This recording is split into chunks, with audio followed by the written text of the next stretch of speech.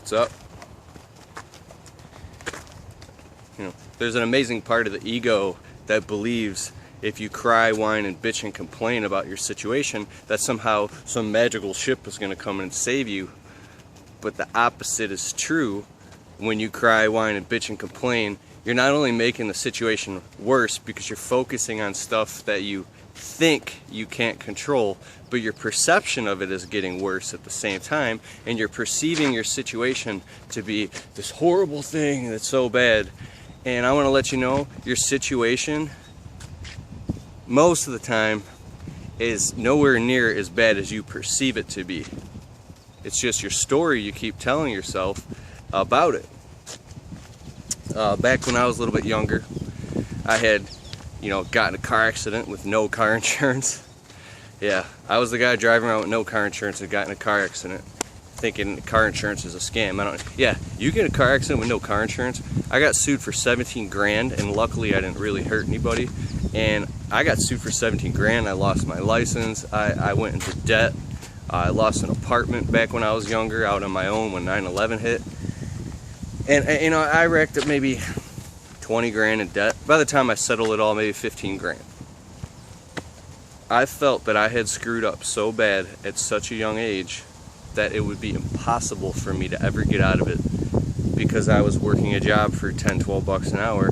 I was like, and I used to sit down and literally do the math on paper, all these excuses, because at the time I didn't believe I was ever worth more. I could ever find a job that would pay me more than 12, 15 bucks an hour. So I said, I did all the math. If I pay off all my debt, I will be out of debt by the time I'm 67.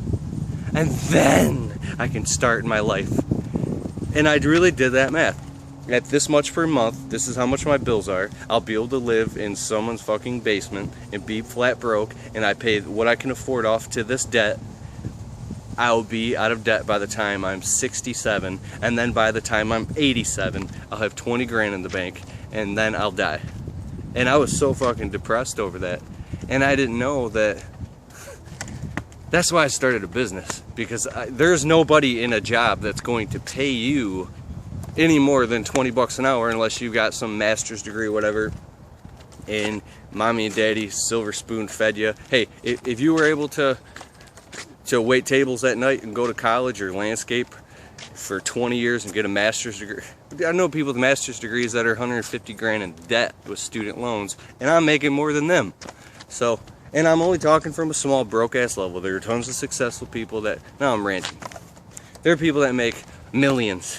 I don't know how the hell they did it, because I grew up around a bunch of broke ass, victim minded people on welfare. So I wasn't exposed to that shit. I'm not the fortunate guy.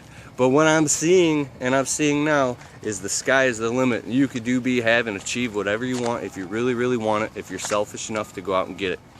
But the bullshit story you're telling yourself, if you're down to your last dollar, is that it's so hard. It's bullshit. Because when I learned all my debts, you could call up all these debt collection companies, and you could settle with them for pennies on the dollar. Or it might be past the statute of limitations. You could be, listen, this debt is no longer collectible. It doesn't even apply to me. This isn't my debt, so don't call me anymore according to the Fair Debt Collection Practices Act of blah, blah, blah, blah. I got a friend, Jeff, who's he's in a business similar to that. And he taught me a lot of stuff. Kevin Trudeau's Debt Cures book. Oh, you got to get that. Or on audiobook if you can't stand reading. Debt Cures They Don't Want You to Know About by Kevin Trudeau is amazing. That book got rid of all my fear of debt. Now when a debt collector calls, because I still have some outstanding debts, but they're so old it doesn't matter. I don't even pick up, but when I do, hello? So this alleged debt of $347 to Comcast back in 1994, yeah, that doesn't belong to me. And you use the word alleged, because allegedly they're saying it. You don't admit to anything, because anything you say through, what is it, that corpus, I can't think of it's on the edge of my tongue.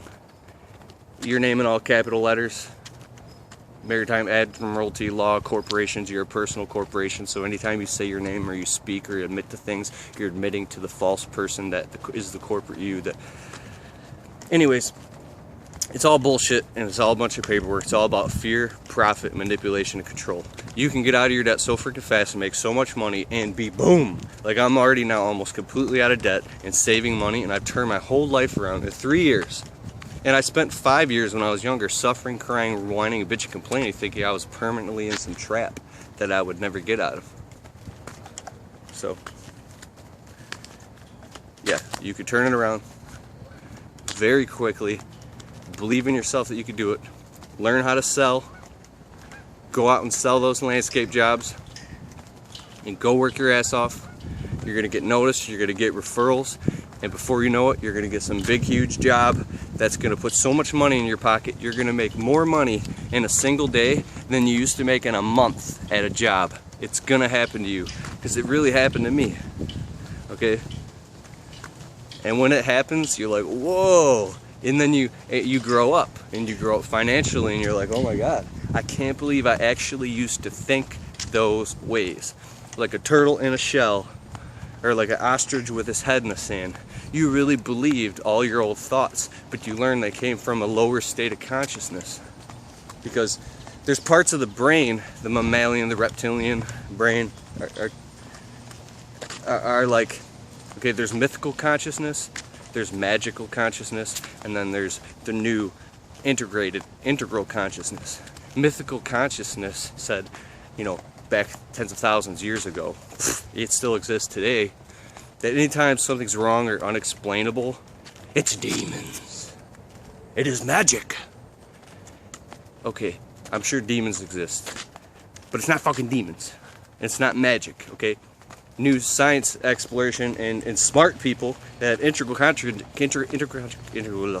consciousness have completely found out the reasons why shit happens, okay? Now magical consciousness is the same thing, it's magic. So anytime something can't be explained or you don't know the answer to it, doesn't mean that there's some dark curse or there's some force over you. Even though some of that stuff is true too, and there is karmic forces and spiritual battles happening right now amongst us. I just want to let you know that you got to make a clear-cut, delineated separation, like when you pray, to have the discernment of what you can and cannot control. I want to let you know you can control way more than you think you can, and you can get out of that debt fast and turn your whole life around and be right here, right now in the present moment, smiling and happy and having and being more than you ever thought you ever could be, and even then some. So God bless you. No, I'm not joking about God. God's real. Oh yeah, one more thing about God. I don't even want to go there. Whatever God is, I believe that human beings call it God because we don't know what to call it, because the carnal mind cannot understand the things of the spirit. We just can't understand it. It's too far beyond us. It's like in a completely different quantum dimensional 12th density consciousness. I believe whatever God is a vibration that's so high, and it's an intelligence that makes the universe work, that's so high it makes your fingernails grow, it makes the plants. It's that Fibonacci sequence that is so amazing and so beautiful that we call it God. You know, it is God, but our language is messed up. It's not some dude in a white freaking sitting on a throne. You know, I've had some pretty amazing spiritual experiences that have put me in tears. Magic mushrooms helped. No, seriously. I don't care what you think, man. This is YouTube. I say whatever I want. Watch Joe Rogan. Joe Rogan's amazing, and that guy's doing all types of crap. But, yeah. I've had some amazing spiritual experiences that have brought me to my knees, and I've seen things that you can't see unless you get into real deep states of meditation. And there's a lot to be grateful for. There's a lot to be grateful for. Alright, I'm talking your head off. I'm getting back to work. Goodbye.